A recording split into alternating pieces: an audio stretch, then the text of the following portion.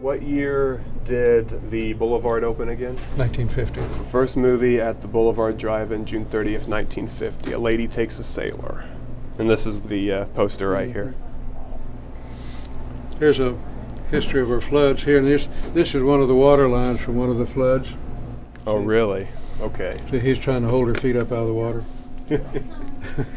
Besides the flooding, what have been the other hardships of running a drive-in theater? It would be the lack of funds in the earlier days. Okay. You know, like between 1980 and 2000, when television and VCRs got to be prominent. Well, drive-ins just went away. What keeps this drive-in open, in your opinion? The dedication that we have to it, and we spend a lot of money on it. The money we make, we put right back into the drive-in, Yeah. and not many drive-ins do that. So we try to make it to where people want to come back, make it the best we can. Yeah, that's good. We have people that come here from all over the country saying this is the best drive-in they've ever been to. Yeah. And we like to hear that, so that gives us more drive to keep it that way. We're the world's first 4K outdoor theater. We went to Christie Digital 4K projector, and it was actually my movie booker, John Shipp, and I wanted to get like Spider-Man and Superman and all these, old vintage superhero movies. And he called me back and he goes, "Brian, I can't get them in film." He goes, "I can get them in digital or DVD all day long." And I said, "Grandpa, he can't get us any movies unless we go digital." And he goes, "Tell him we're going digital." And I said, "Hey, I got to call you back. We're going digital."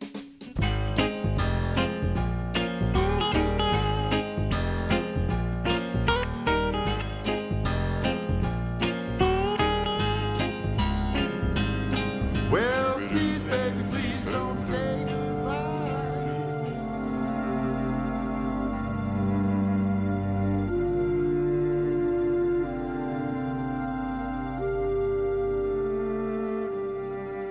This could be the Pageant DriveIn's last show.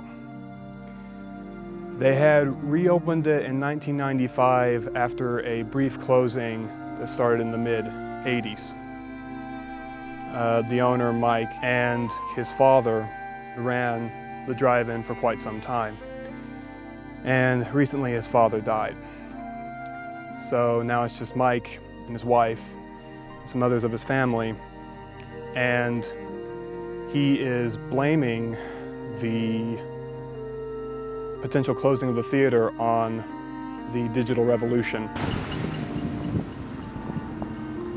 We just finished watching the triple feature at the wonderful Starlight Theater, and just like the Pageant DriveIn, they will be forced to go digital, or they just don't exist anymore. It's a double-edged sword, because the movie companies are forcing you to go to digital, so that's not a good thing. The Pageant is still running film, which is something that Mike is very passionate about running film in his theater.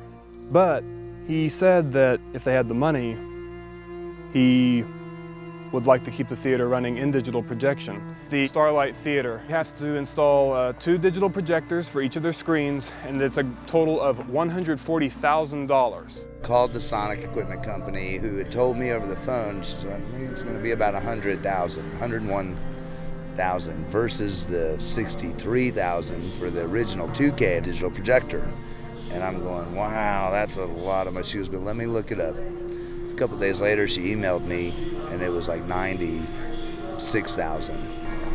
The I-70 and Twin, the guy that owns that is Daryl Smith, and he's a very good friend of my grandfather's, and I talk with him on a weekly basis. And he has 4 screens at the I-70 and 2 screens at the Twin Drive-In. That's 6 new projectors. It's about $350,000. And I don't know if I-70 and Twin are going to be around. it seems that the only future is digital. I think it's definitely a lot less time consuming to work with the digital as opposed to the film, the rewinding and the splicing and the having someone in there that has to switch the projectors back and forth for the film. I mean, I schedule the whole weekend on Wednesday. I schedule it down to the marquee turning on, our ramp lights coming on, the driveway lights. During intermission, the screen lights come on. That was somebody that used to have to go manually flip a switch. And now I programmed it all and it just happens. I don't think a lot of theater owners think about the alternative content that they could do. Live video, I need to have a Blu-ray and I want to hook my laptop up to it and project that way. Bank Midwest rented our drive-in. They actually gave their employees like $12 worth of Boulevard bucks and they prepaid us for food. So those are just some things that help make additional revenue during the week when we're not showing movies.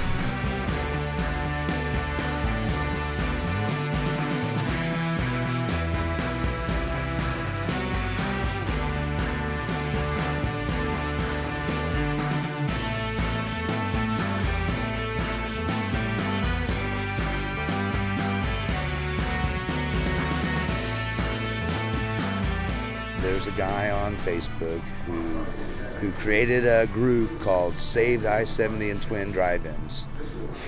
And he kept telling everybody on Facebook, let's get everybody to go down and go see a movie. Everybody go to the I-70 tonight and see a movie to try to help save them. And I had to tell them, I said, just more ticket sales doesn't make him that much more money because the movie companies take 50-60% of the ticket price. And he goes, what? The way you need to help him is, do a fundraiser of some sort, like an all-day event. I told Daryl this too, the owner. I said, you should have a Saturday, Sunday event, have some bands come down, it's completely a fundraiser, don't charge people to get in, let them donate. So, what we found out is that they have these magnetic bumper stickers. And as you can see, we're helping the Starlight DriveIn go digital. These are $3 each for them to purchase and then sell. So you can donate up to however you want. And then they have to take off $3 for what they owe, but then they keep the rest.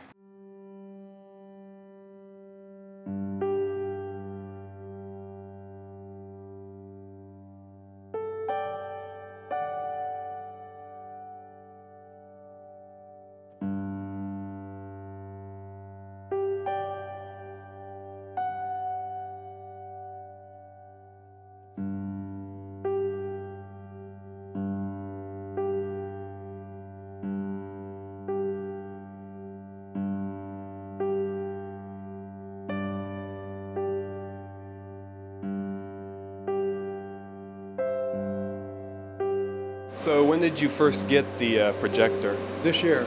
They had it installed and just got it ready in time to open the season. As of July 9th, when we got our last profit and loss statement, our ticket sales have increased over last year 130%. 130% increase. Wow. That's a lot.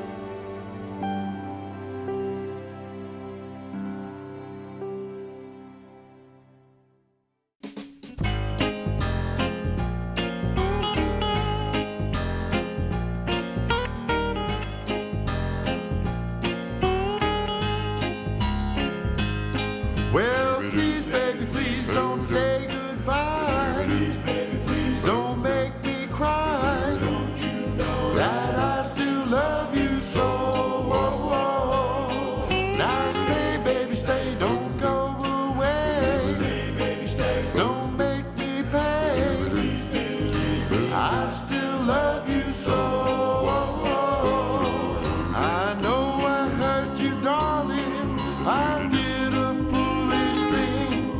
but now